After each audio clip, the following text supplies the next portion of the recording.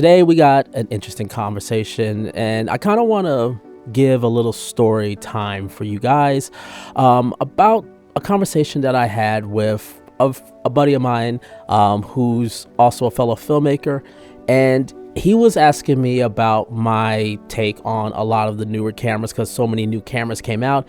He's looking to upgrade his camera and move on to something else. So me and him just had a long conversation finding out, because it's been quite a while since me and him actually have chatted and seen each other face to face. So I kind of wanted to see where he was and what he's been doing lately, the type of work he was doing, the equipment that he had, the things that he had, the content that he wants to shoot, and where he was planning to go. So we had this whole conversation and we were conversating about a good hour, just discussing all these things and all the possibilities.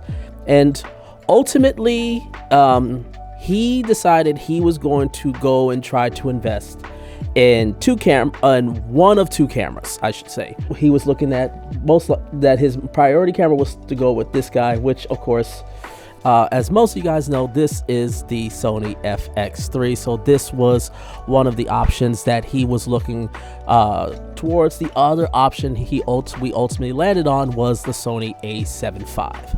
And today I kind of want to talk about this because, there's a lot, and Sony's been run through the mud a lot lately. And look, if you've been in my channel long enough, you already know I am by no means a Sony fanboy. And I am more than willing to dish out critiques about Sony and calling out Sony on the BS when it is totally deserved.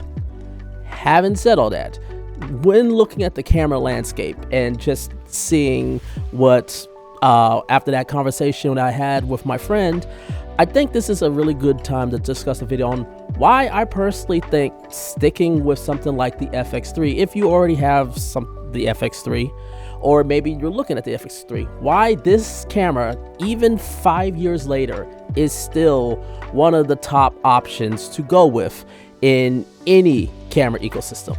So today I'm going to talk about what is great about it, even against all the competition today. What are some of the obvious things that we wish we could have, maybe in firmware, who knows? But more importantly, what about this camera, and I guess to a larger degree, the Sony ecosystem, that would make you want to consider this, even when there's plenty of options with cameras that are, on paper at least, seem to be better. So all of that and more in today's video.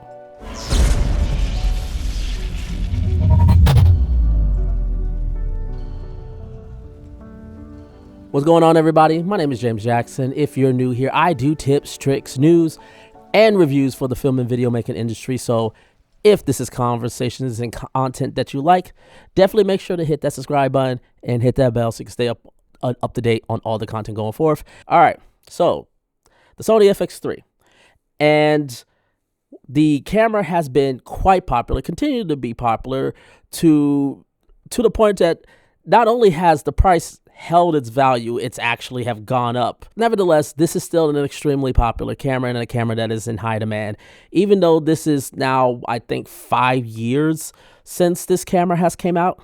So I'm not going to go in and deal with specs.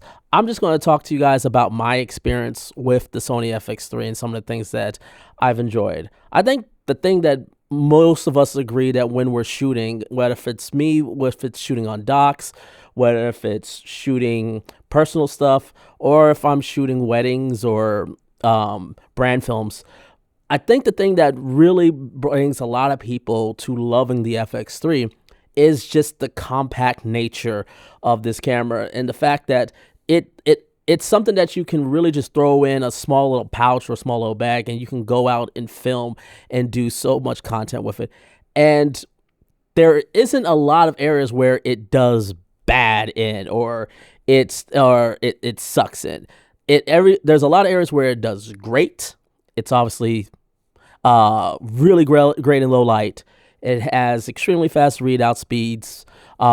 It has high frame rate options, but of course, there's a lot of cameras that now have caught up to this camera and that have now caught it. I know most people are going to bring up the Canon C50, which has pretty similar body design as the FX3, as we all know. But that camera has higher resolutions. It offers the same 4K 120 options as well. It has what everybody kind of wants from Sony, from any camera at this point, which is open gate. So then you also got cameras like Panasonic, who are now with their S1IIs. So what is the reason why I think people still use this? So for me, at least, the reasons why I still use this and why I love using this is three key things.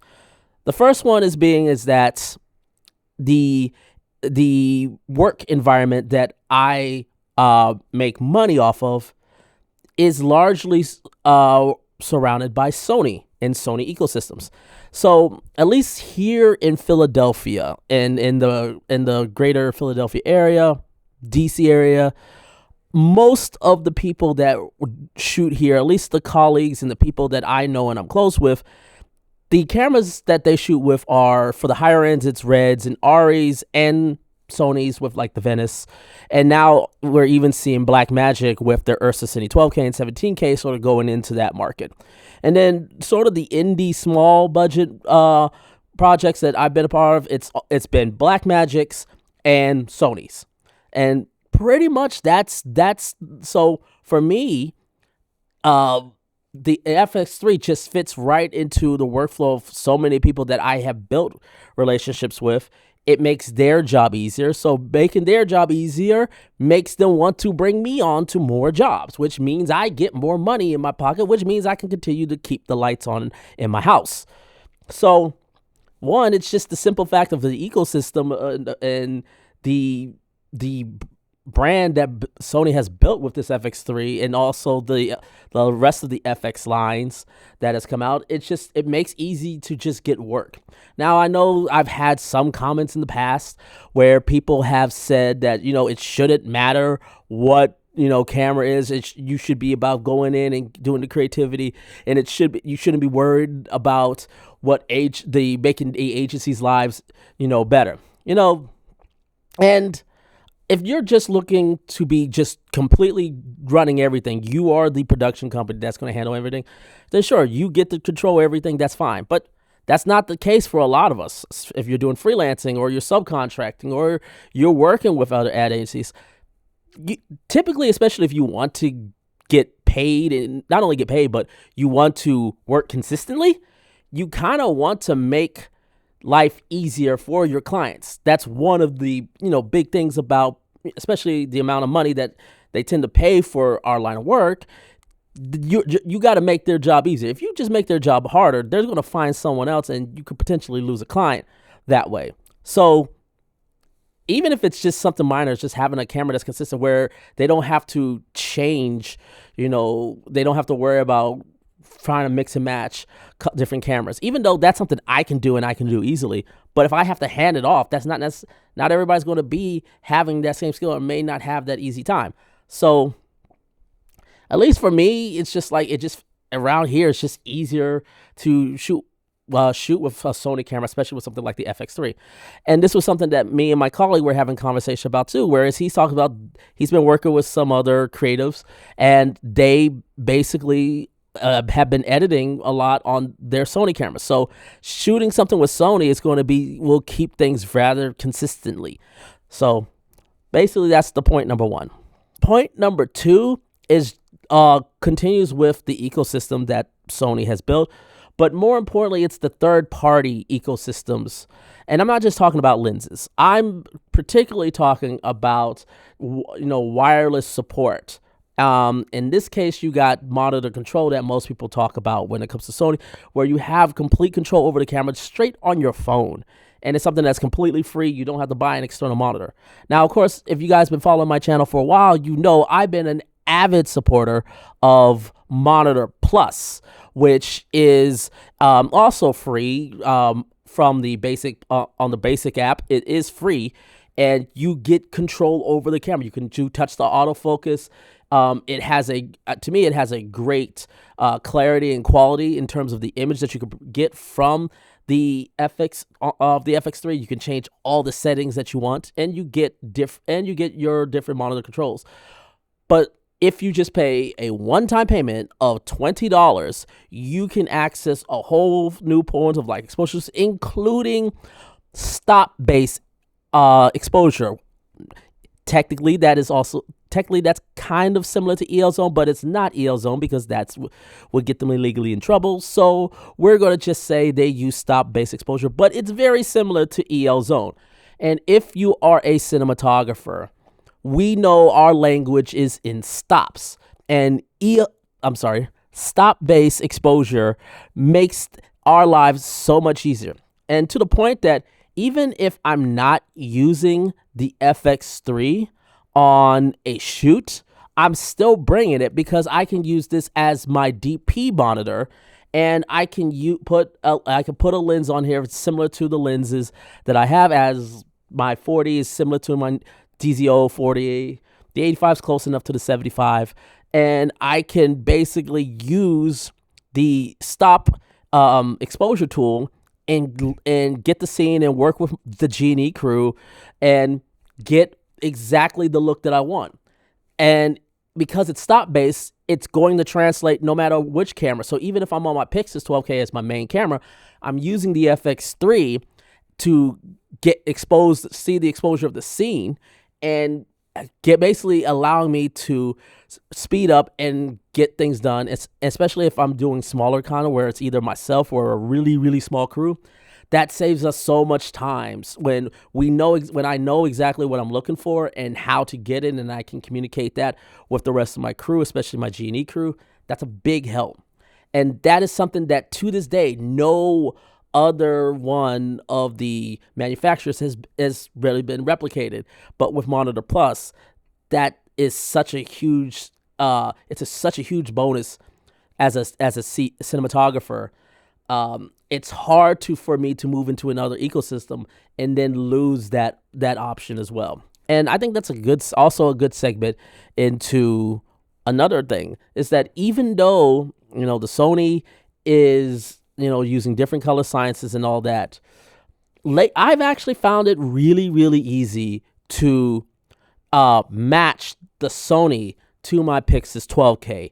It even easier than necessarily matching the Pyxis 12K to my Cinema Camera 6K full frame. Even though they're both Blackmagic cameras that are under the Gen 5 color plus, it just seems easier to match the FX3 to the Pyxis 12K, which I think, even though they're not the same sensors, not the same technology inside, it seems like at least the way the color biases are, they're closer and more similarity than some of the even other cameras like the Cinema Camera 6K.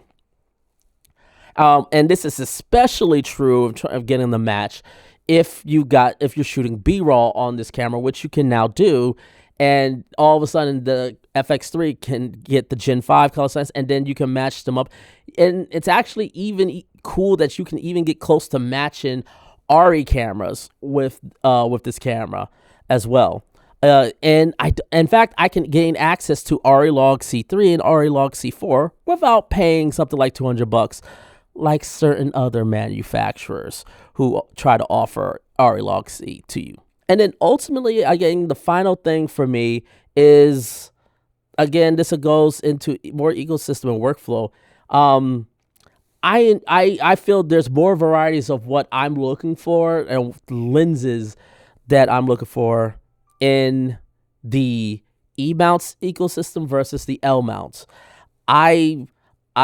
Now I've made a video about, how I went through my journey of finding the proper lenses and finding my voice through my lenses. If you haven't seen that, I will definitely leave a link up in the description below for that. The point I'm trying to make here is that now I'm going to go and find unique lenses, and it's so much easier to do that in the E-mount ecosystem versus L-mounts, which, quite honestly, to me, the L-mount needs to grow a lot more. There's too many lenses that are essentially the same throughout the ecosystem, or where it's like it's not exactly either the focal length is not what I want, or if I'm looking for something that has autofocus and stabilization, that's extremely limited to find in the L mount ecosystem. And the ones that do have that options, they're ridiculously expensive. It's the fact that third parties, and with new technology, it's much easier to get that in the Sony E mount ecosystem. For example, look at Tilta and Viltrox with their PL autofocus adapters, which is extremely exciting to have. But what's the first mount that they're coming with? The E mount.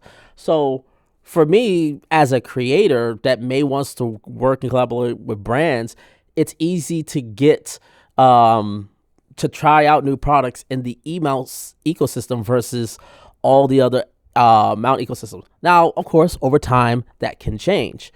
And that, to me, is something that could happen. But at this point in time, it hasn't. So that's just another reason for at least to stick with the Sony ecosystem. Let's look at quickly the competition out there. I'm going to leave Blackmagic out out of this for now. I'm going to look at the others. So Panasonic, you got the S1II, you got the S5IIX, the S5II, S9. You get the gist. And like, look, Panasonic. I've always given Panasonic credits for putting so much in there. I think there's a lot that I love. The 5-axis tiltable screen, the fact that you can back up your media onto SSDs, I think that is a great option. The various forms of recording options, the fact that you can record RAW internally on it, the list can go on. But for me, again, I'm not fully sold on the L mount. Even though I got two Blackmagic cameras that are L mounts, I'm not fully sold on it because the type of lenses that I'm looking for are just too hard to find, or I'm not impressed with what is out there so far with the L mount. I'm really hoping that changes, but we shall see. And also, some of the highlight features that Lumix has came out with, like Open Gate. I mean, they've been doing it for a while, but especially on their full frame cameras, I'm not impressed with it because it's 10-bit 420, and that to me is non-starter. That's dead on arrival to me. So to me, I find it not that beneficial over something like the FX3. Yes, it has ProRes, but honestly, this has All-I in it as well. That is just as capable as ProRes. So in terms of that, without that Open Gate being minimum 10-bit 422, I find that the features of the S1II not really good enough in order to switch. And the L-mount ecosystem is just not strong enough to me to move off of the FX3. Let's move on to Canon. Canon has literally created an identical one with actually some great features. It has Open Gate at 10-bit 422 and RAW. You can shoot up to 30 frames a second, which is cool. Wish it was 60, but it's not there. That's all good. But at least it's 10-bit 422. Lumix. It has 4K 120. It has way more buttons. The handle looks a lot better. I actually think it's also lighter than the FX3. There's a lot to love. I give Canon all this credit. The amount of options that they have with stabilized lenses and interesting lenses, Canon definitely has that. However, again, because Canon has closed off that ecosystem, it makes me hard to move it. And also, I've grown to not like Canon Log 2 that much. I really hope Canon will eventually come with a new log profile and a new color space, color science that can really try to take more advantage of these sensors. For me, that's why I feel like I like the images that come out of this camera straight of the FX3 more than I do of the Canon cameras for me. And those are the main reasons why I'm not going with something like the C50. Now let's go into the Nikon ZR. Everybody's favorite, YouTube's favorite camera to talk about and blow all over the internet, and where we see it everywhere. Look, It's red code raw, and it's absolutely lovely. You can shoot 6K 60. It's full frame. Really cool features with that 4-inch screen. To me, that's the biggest. That's the biggest selling point of that camera. It's as well as its price point. The price point is that, and the price point is the two biggest selling points of that camera. But there is too many quirks with that camera that I've seen, and there's too many things missing from that camera that I'm just used to having on here that I just can't take that camera seriously. And it's like, to me, I've always said, if you took red code raw out of the Nikon ZR, would people still be really interested in this camera? I don't know if they would. And quite frankly, I don't see myself shooting red raw often that much. And plus, controversial take, I think B-raw is actually better than red code raw at this point in time. That's another video for today. Now, let's go into Blackmagic. Now, obviously, that I have two cameras that are Blackmagic. One being the Pyxis 12K, which is, of course, my second wife.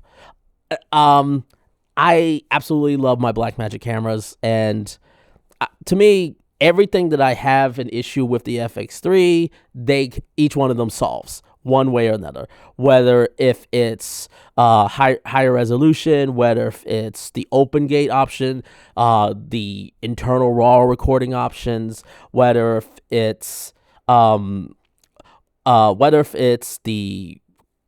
quality of the image. I mean, both of those cameras have better images than this camera.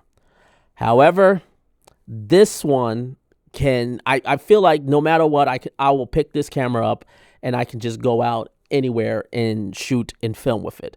And that is a benefit that, especially with the cinema camera 6K, that's a little bit harder to do, given the fact you kind of still do need to rig it out a little bit or bring a bunch of batteries, which you can do. To me, the bigger issue with the cinema camera 6K is the fact that the file sizes are just massive. And there's no option, there's no things to go smaller with the file sizes of the cinema camera 6K, as you guys can see right here. And that's really the big problem, because if I wanted to go to 4K, I would have to drop to Super 35, and then the noise gets really, really noticeable, and it just to me, that's the big thing. It's just the media size. There's not really a way to just really, without completely blowing up my media storage expenses. Now, the Pyxis 12K kind of is actually, interestingly enough, better media storage than the cinema camera 6K. Still not as close to the H.265 of the FX3, but it's close enough that I feel comfortable taking that camera anywhere and going out and shooting it, and I can make it super small that I can travel with it, and I absolutely love it. But this is definitely more distinct. This is definitely something that doesn't draw as much attention as the Pyxis 12K for that. But either way, I'm not planning to get rid of any one of those cameras. And so, to me, the only one that is to me is a winner is the Pyxis 12K, but I already have that camera. Again, exploring the landscape, and then going back to my friend who was looking between this and the A7 IV. To me, I think the big thing is the fact that this camera gets to shoot RAW, even though it's external, it can shoot Blackmagic RAW. It gets more of video-centric features, shutter angle. You get you get an audio top handle. This just is more video feature-oriented. If you are a hybrid shooter, then the A7 IV is a pretty good option, and you still get to use Monitor Plus with that option as well. So I think that's, if you're in the Sony ecosystem, I think the A7 IV is a relatively good option. But I still would go as someone who's pretty much exclusively video. I don't take photos of any time except for personal stuff. This camera right here is perfect for it. And given the fact that I got this at a serious discount of only paying $850 for the camera, monetarily wise, I can't see the financial reasons to move to any of the other cameras. As I said, most of the people here shoot Sonys and the cameras that I brought up already. So this is already making me money. This has continued to make me money. And nobody that I've seen is offering any features right now on any of the other cameras that are strong enough features that can pull someone like me away from the FX3. And what if the FX3 Mark II comes out, which is a possibility? I'm like, unless it completely like changes everything about this camera and just like, I'm talking about pretty much being the perfect camera, I don't see a reason. I don't see a reason to still upgrade. This camera, like the image quality has not gone bad since this camera's came out. The image quality is still stellar. It's still amazing. And it holds extremely well over the time. So for me, outside of my two Blackmagic cameras, going in 2026, this to me is still one of the top cameras to have, even though it's 5 years old. But I know some people are going to probably disagree with me on this, but let's have the conversation. Let's go in and let's have it. I would love to know what you guys think. Let me know. Leave your comment down below.